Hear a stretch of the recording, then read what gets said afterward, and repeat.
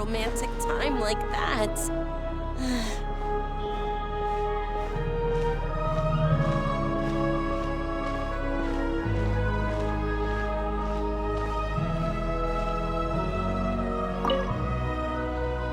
I have to say, I really wasn't expecting Chulkanov to vote against Project Stusha.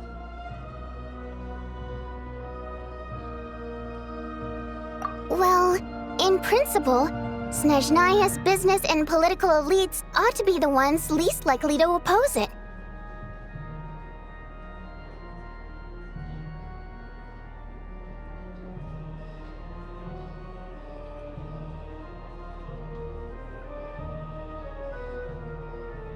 As we heard, Project Stusha is basically just a resource distribution framework that requires everyone to cut back during the winter.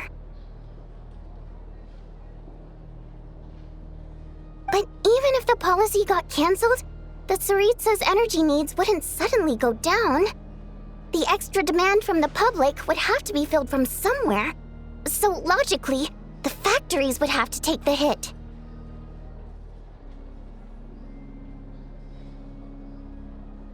I got a letter from Mr. Mitya just before today's session. He said he's confirmed that there are issues around overtime and excessive energy consumption at the Iskra manufacturing plant.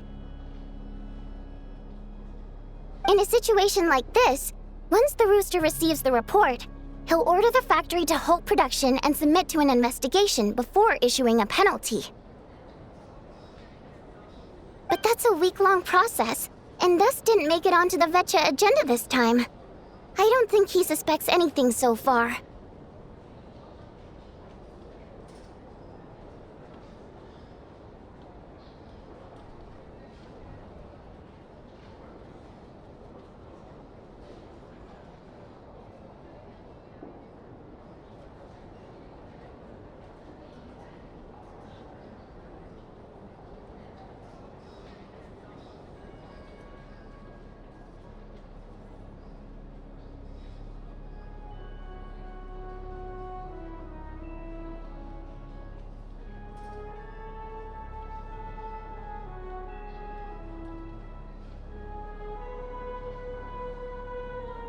Exactly. And as you know, he's a very selfish person.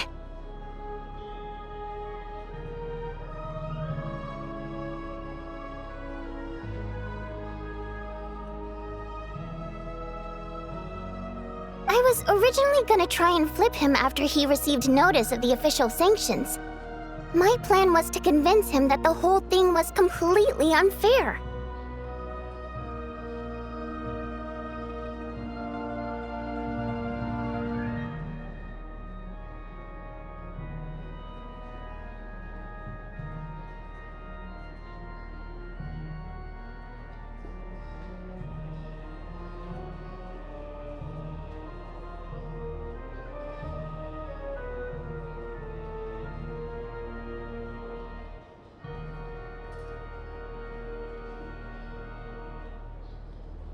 Rather than just sit back and take the hit while his factory stopped production, he'd be better off voting to end Project Stusha. At least that way, no one else would be able to make any money either, because all the factories would suddenly have more limited energy to work with.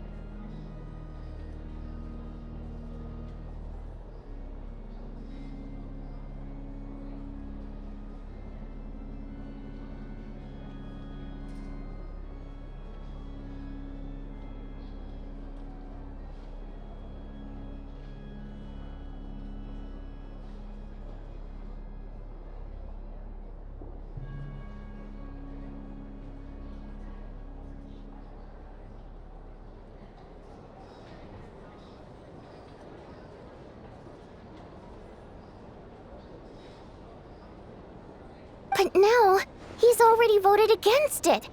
Which means someone must have used more forceful means to change his vote. Just like with everyone else who flipped. Yeah, no one knows why Lilac is so obsessed with ending Project Stusha. But by the looks of it, he's inching closer and closer to success. Lilac must have strong motivations, given how he'll stop at nothing to achieve his goal. Maybe he knows the full truth of Project Stuja. Maybe my next step should be to focus on him. All right. What are your plans for the rest of the day? Shall we head out?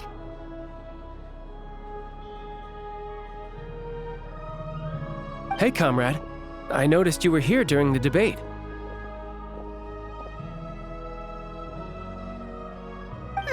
I didn't take you for a political enthusiast. Greetings, Harbingers. I just happened to have some free time today, and my new friend here thought it might be fun to check out the Vetcha. Ah, Odette must have introduced you. Looks like you two are getting along pretty well. I'll leave you to catch up. I should head back to the troop.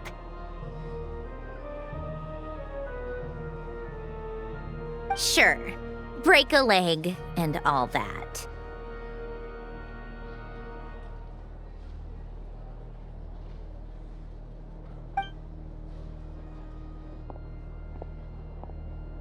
Thought it might be fun to check out the Vetcha, did you? Things are never that simple with you, Traveler. There's no way you're here for kicks and giggles. Tell me I'm wrong.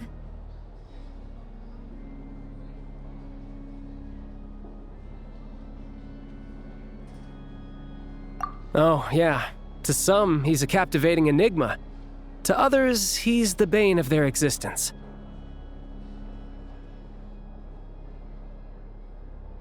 No one ever thought that some anonymous nobody from the Rokot could cause such a stir.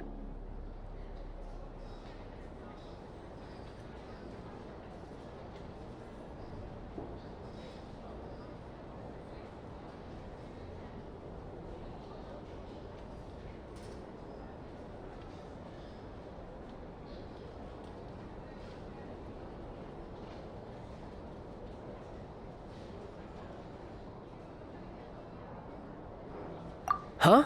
You want to look into Lelik? Then I'm sure his days of anonymity are numbered. What do you think, Sandrone?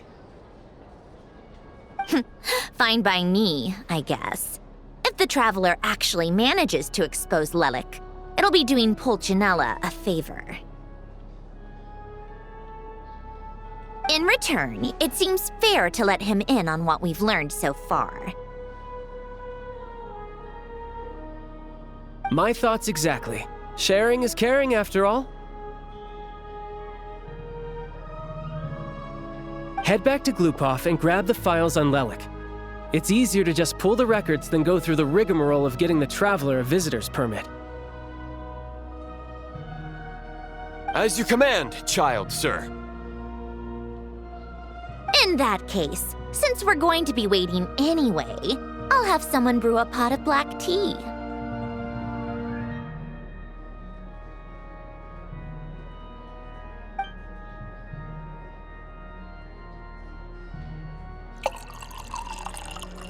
One common thread among the many incidents Lelik has been involved in is that the victims are all too scared to share any real information about him.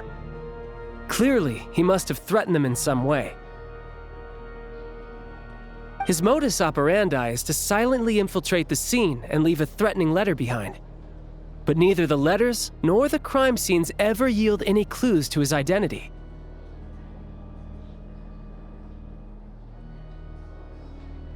So all these files have to offer are short statements by the people affected. They don't give us a lot to go on.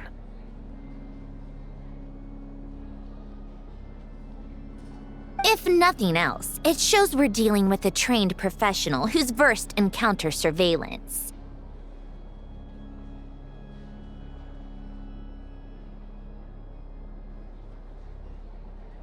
Yes, and to that point, he often strikes in highly secure locations. The victims are high-ranking and influential people who take their personal security very seriously. Somehow, Lelik slips right into their rooms without making a sound. There's never any eyewitnesses, nor the slightest trace of a break-in.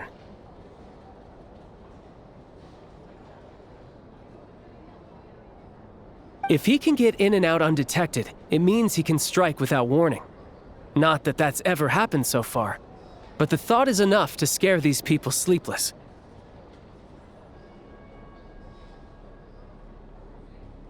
It's hard to believe that a human being could pull this off flawlessly every time, so they switched the focus of the investigation to Faye. Unfortunately, no one's found anything yet.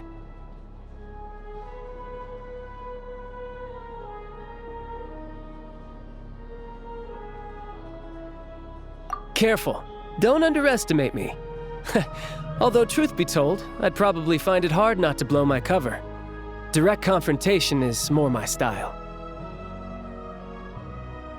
We haven't ruled out the possibility of Lelik being human. It's just, there can only be a handful of people in all of Teyvat who'd fit the profile. Faye, on the other hand, plenty would have the ability, but few would have the motive.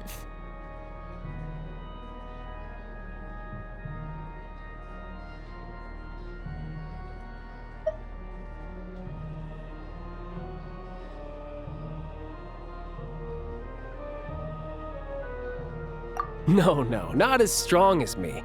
You'll never find the culprit with criteria like that. Let's go with a little weaker than me.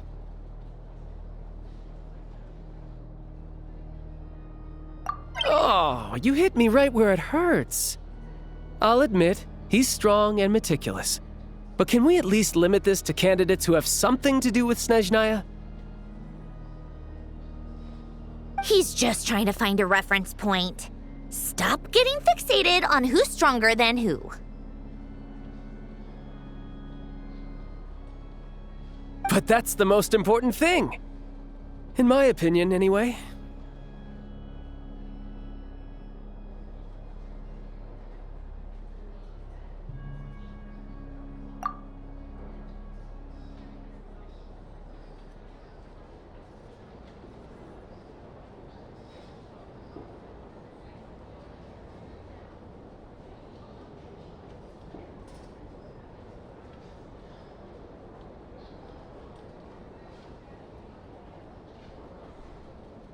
Odette? Yeah, that seems about right. Her skills are solid, and she's always calm under pressure.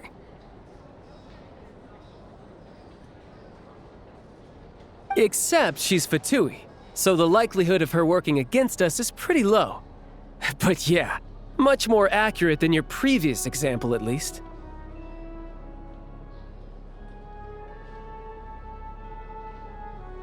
No, wait a moment. Maybe we should interrogate that assumption.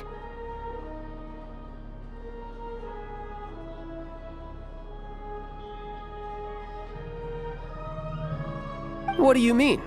Which assumption? Her Fatui identity doesn't necessarily exonerate her. And when you think about it, the Rokot would be precisely what she needs to conceal her identity.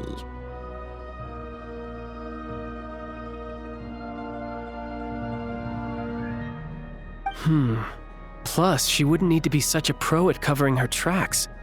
She'd already know where the Fatui will be and when, so she could choose the perfect time to act.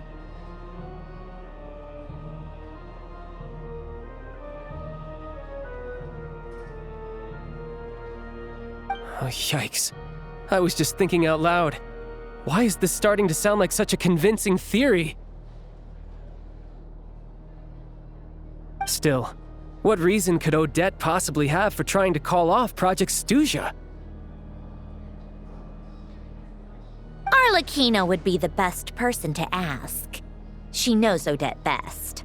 Unfortunately, she isn't back yet. Rosaline used to open up to her in private about her struggles with Odette.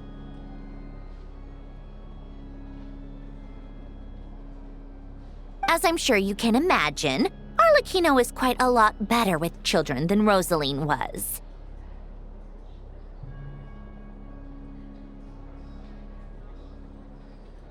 She gave her some tips on how to handle the situation, and Rosaline managed to reach a settlement with Odette before leaving. So I suppose there were at least no lifelong regrets left behind.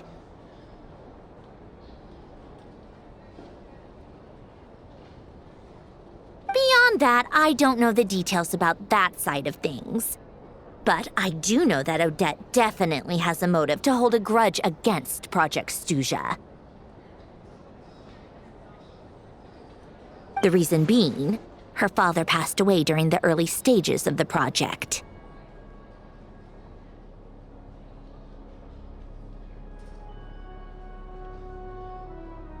That was back before it had been named Project II-Geo, when things were still being worked out. But in essence, it's remained the same ever since.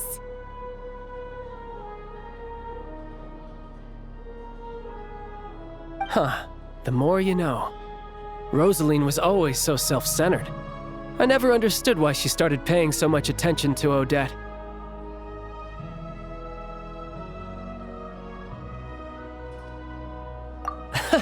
Is that such a surprise? If you cast your mind back, you may remember that Rosaline and I weren't exactly close. We had tea together a few times, but that was about it. Odette's past is no secret. Her father was a fatus and her mother was a very famous ballerina.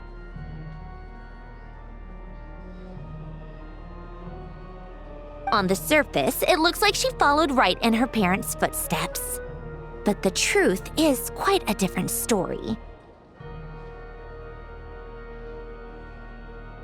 After her father passed away on a mission, her mother was overcome with grief. She broke her leg during a performance and could never dance again. Odette was only interested in ballet at the time, but this tragedy left the family with both breadwinners gone. They could barely make ends meet.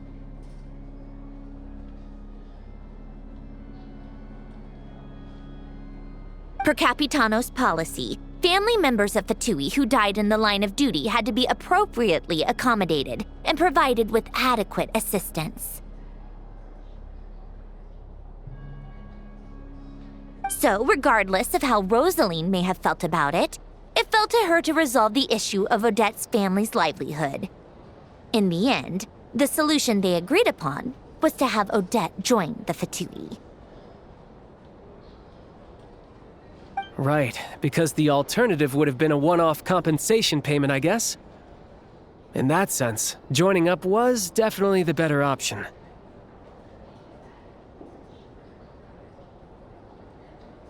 Still, she must have had mixed feelings about it, right? If she doesn't even like the Fatui.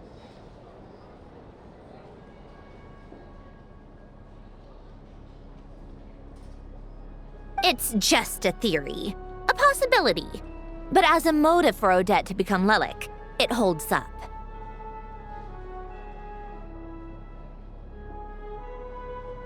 That said, I have no idea where Odette's head is at right now, or what her conflict with Rosaline was about. Plenty of people were on bad terms with Rosaline. I have no intention of trying to figure it all out.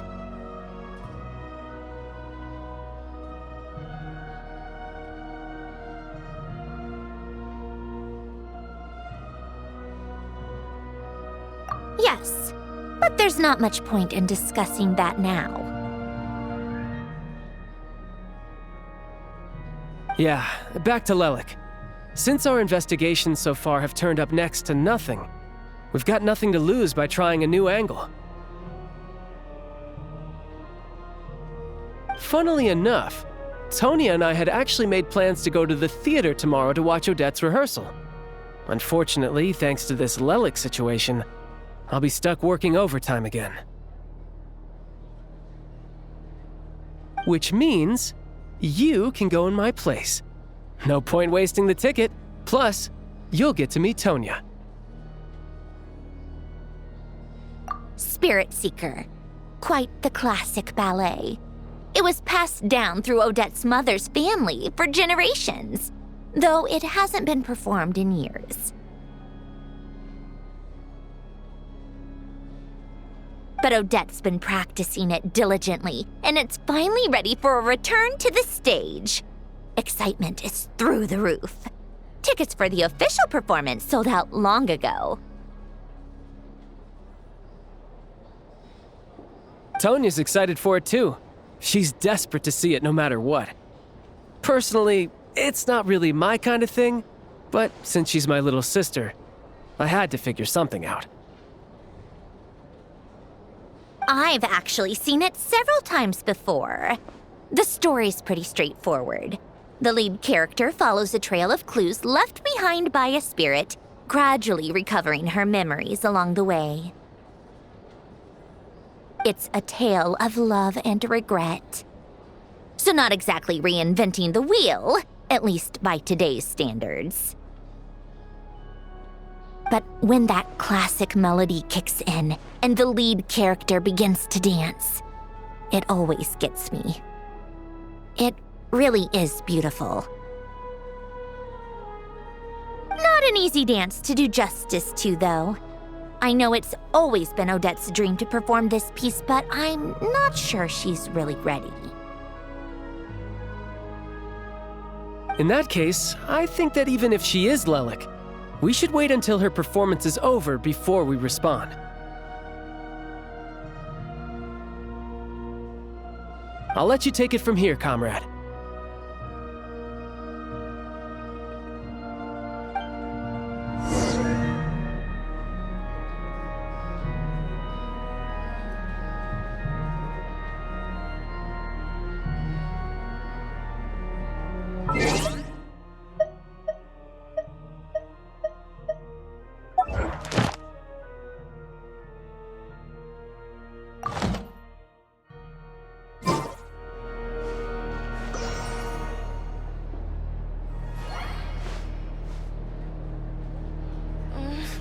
Only I had been born in a romantic time like that. This job really is tough. You got slapped once? That's nothing.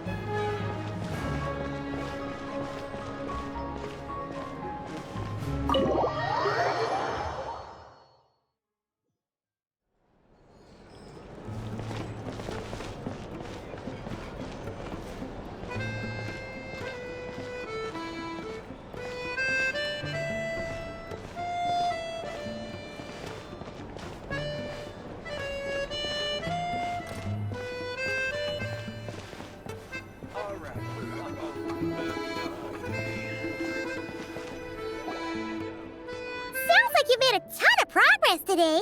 It's good that everything's going so smoothly. Next step is to head back to the theater and get a clear answer from Odette.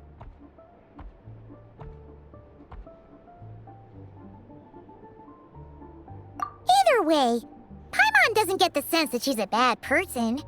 Sure, she might have done some pretty extreme things, but Paimon bet she has her reasons. Maybe this is going too far, but with everything she's managed to do so far, wouldn't it make more sense in theory to be even more, heavy-handed? Why leave a letter when she could, we know there are plenty of other ways to keep people in line, right? The point is, she could have gone further, but she didn't. So, if it is her, she's got some principles at least.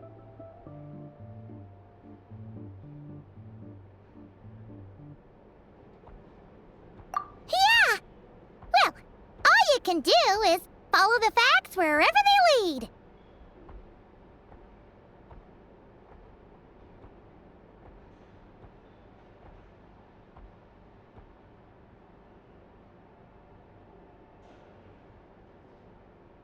No change, really.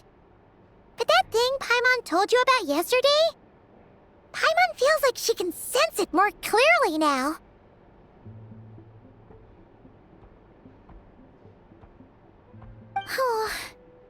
Hearing you talk about your day makes Paimon itch for an adventure. If only she could be there with you so we could experience it all together. Yeah, I wish you could be there too. I'm not used to adventuring alone. But don't worry, we'll get to the bottom of this. Guess it's just one of those things. Never mind. Paimon will behave herself and keep resting.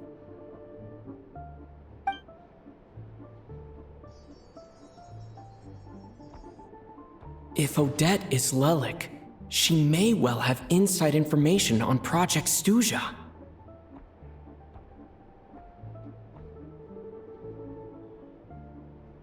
Her father was involved with the project's early implementation and tragically died in the process. Now, she's dedicated herself to bringing it to an end.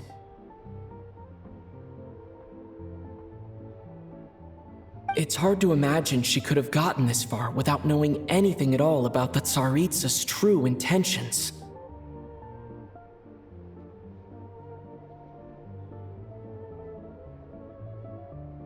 When she spoke to us as a member of the Fatui, how much did she let on? And how much was she hiding?